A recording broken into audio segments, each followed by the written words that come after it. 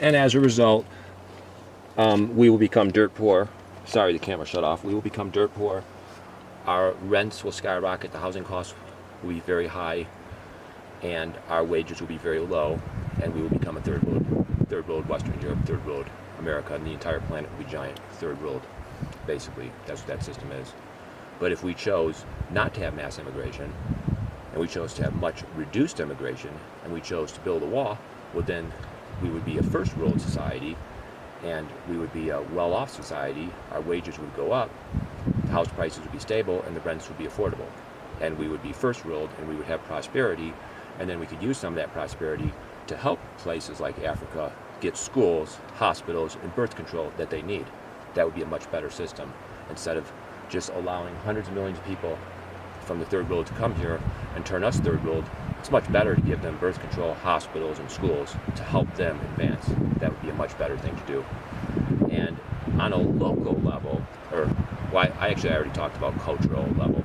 Well, we'll talk about local level too. Like, let's say you're a city, San Francisco, and you choose to have zone restrictions, and you choose to give tax incentives to tech companies to move to your city, then that will have consequences. The housing costs will be astronomical. You'll have homeless bums pissing and shitting all over the streets, and the middle class will be priced out of your city, and your city will become like a socialist cesspool, basically, kind of what San Francisco is today.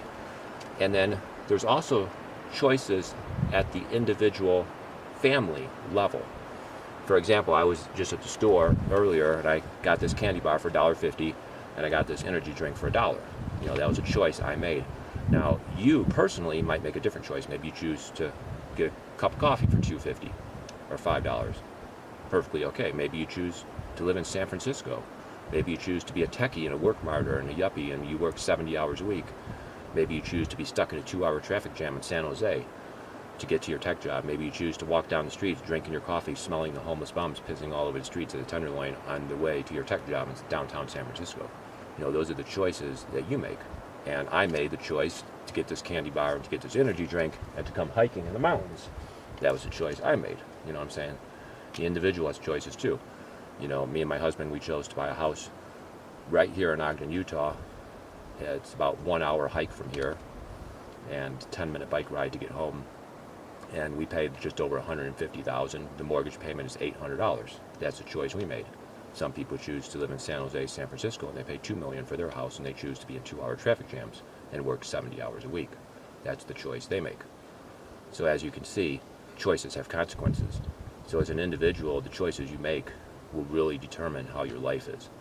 And of course, an individual can't really choose what happens to the planet Earth. An individual can't really choose what happens to the nation. But you can make choices about your own life, and you can make choices about your family. You can choose to have a stay-at-home housewife so your children are safe. Or you can choose to throw your children away in daycare, not knowing if a child molester or a child abuser is abusing your children. That is a choice you can make. The individual has a lot of choices to make, and you can have a really good life if you make the right choices. And if you make the really bad choices, then you could pay a $10,000 mortgage payment for a tiny little house in San Jose, depending on the choices you make. You can choose to work 80 hours a week. You can choose to skip your vacations. You can choose to be in a traffic jam. Those are the choices you can make. It's up to you, and the life you have will be determined by the choices you make. And then again, as an individual, as a family, if you make the right choices, that will help the country. And if we help the country, if we help the Western culture, then that will help the planet in the long run.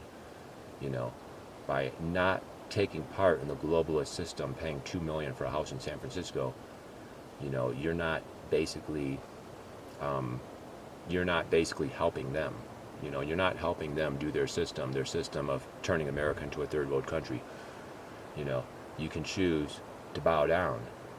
You can choose to vote for the Democrat Socialist Party. You can choose to pay $1 million for a tiny little house in San Francisco Bay Area. You can choose to work 80 hours a week for globalist mega corporations, paying $100,000 in taxes to the socialist government so they can flood our country with mass immigration.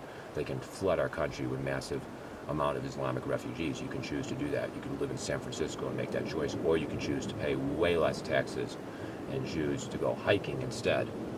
And like I said, where do the taxes go anyway? It's not going to help us. It's not going to help us. You know what I'm saying? Just wanted to make that update real quick.